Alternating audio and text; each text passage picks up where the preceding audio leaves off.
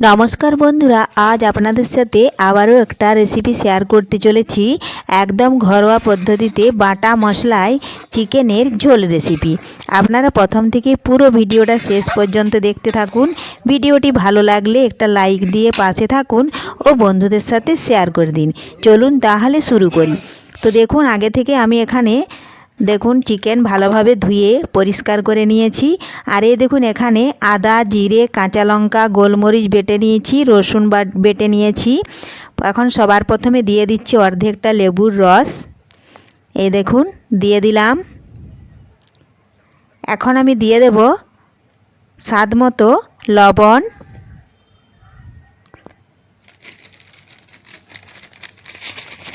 দিলাম। এখন দিচ্ছি পরিমাণ মতো হলুদ গুঁড়ো,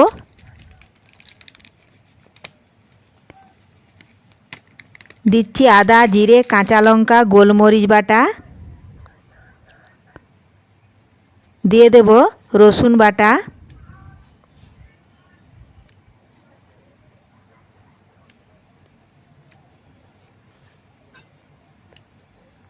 এখন ভালোভাবে একটা চামচের সাহায্যে আমি সমস্ত উপকরণ চিকেনের সাথে মিশিয়ে নেব।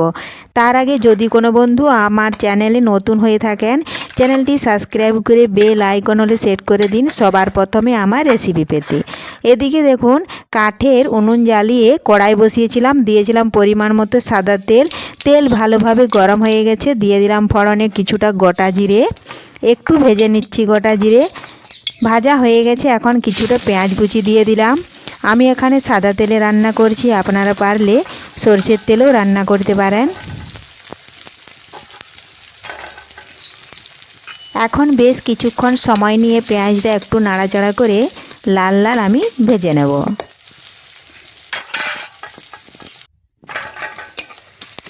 তো দেখুন বন্ধুরা, লাল লাল হয়ে এসছে। আমি আবারও একটু পেঁয়াজগুলো এইভাবে নাড়াচাড়া করে নিচ্ছি।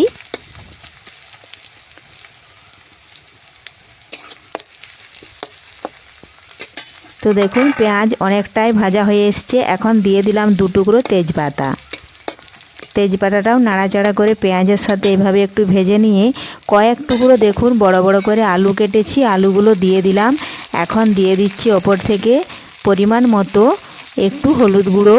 এখন পেঁয়াজের সাথে নাড়াচাড়া করে আলুগুলো ভেজে নিচ্ছি।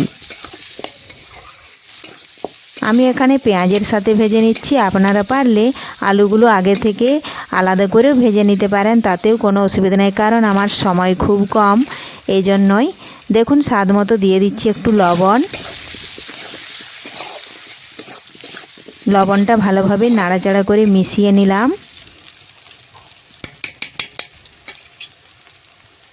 মিশিয়ে দেখুন, এখন দিয়ে দিচ্ছি আগে থেকে মশলা মাখিয়ে রেখেছিলাম চিকেন, সেই চিকেনটা ঢেলে দিলাম। এই দেখুন বন্ধুরা, নাড়াচাড়া করে আমি বেশ কিছুক্ষণ একটু রান্না করে নিচ্ছি। কয়েক টুকরো চিকেনের সাথে আমি টমেটোও দিয়ে দিয়েছিলাম। এই দেখুন ঢাকা দিয়েছিলাম, ঢাকাটা তুলে নিচ্ছি কিছুক্ষণ পর। দেখুন চিকেন থেকে কতটা জল বেরিয়েছে। আমি কিন্তু এক্সট্রা কোনো জল দিই না। আবারও নাড়াচাড়া করে জলটা কড়াতেই যেটুকু জল আছে ওটা শুকিয়ে নেব এইভাবে কষতে কষতেই।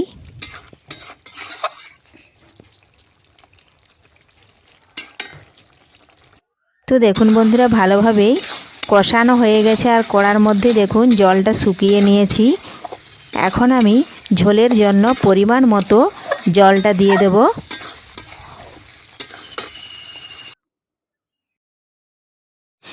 আমি এখানে 1.5 গ্লাস জল দিচ্ছি।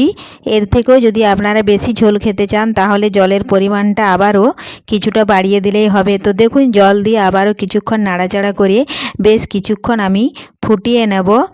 আর দেখুন নাড়াচাড়া করিয়ে নিলাম। এখন আমি ওপর থেকে চেরা কাঁচা লঙ্কা কিছুটা দিয়ে দিচ্ছি। এই দেখুন দিয়ে দিলাম। আর অনেক দিন সেদ্ধ খাওয়া হয়েছে, কারণ আমাদের ওষুধ চলছিল, এই জন্য সবাইয়েরই কিন্তু তেল মাখানে ঠান্ডা লেগেছে, এই জন্য ঝোলের পরিমাণটা আজকে একটু বেশিই করেছি।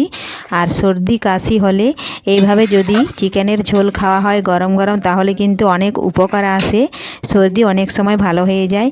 তো দেখুন ফুটিয়ে নিয়েছি, তৈরি হয়ে গেল চিকেনের ঝোল। তো আজকের এই রেসিপি বন্ধুদের কেমন লেগেছে কমেন্ট করতে অবশ্যই ভুলবেন না। পুরো ভিডিওটা ভালো লাগলে লাইক শেয়ার সাবস্ক্রাইব করবেন। ধন্যবাদ। ফিরে আসছি পরের ভিডিও।